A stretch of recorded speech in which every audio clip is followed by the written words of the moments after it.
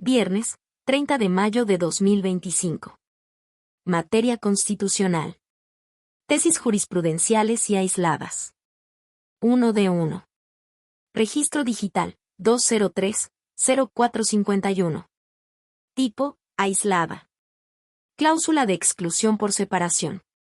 Viola los artículos 5, 9 y 123, apartados A, fracción 16 y B, fracción X, de la Constitución Federal, y 1, numeral 2, inciso A.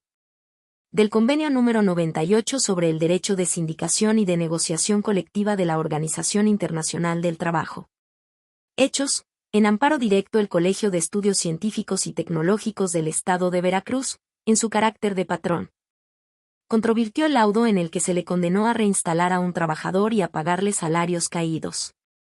Argumentó que el despido fue conforme al artículo 118 de la Ley número 364 Estatal del Servicio Civil de Veracruz y a la cláusula 48, primer párrafo, del contrato colectivo de trabajo, ya que el sindicato solicitó la rescisión del contrato con el trabajador en aplicación de la cláusula de exclusión por separación, pues éste fue separado de la organización sindical.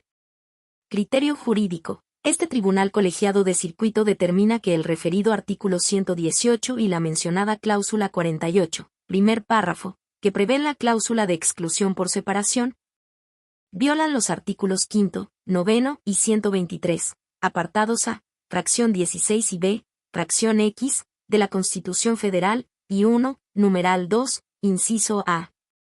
Del Convenio número 98 sobre el derecho de sindicación y de negociación colectiva de la Organización Internacional del Trabajo.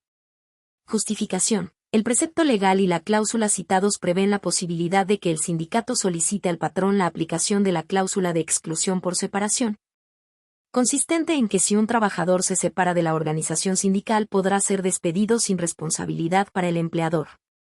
Por otro lado, de los artículos constitucionales y convencional aludidos, se deduce que la cláusula de exclusión por separación es contraria al derecho fundamental de libre sindicación de los trabajadores, pues independientemente de la causa que provoque su separación del sindicato al que se encuentren afiliados, tal circunstancia no debe trascender en la pérdida de sus empleos.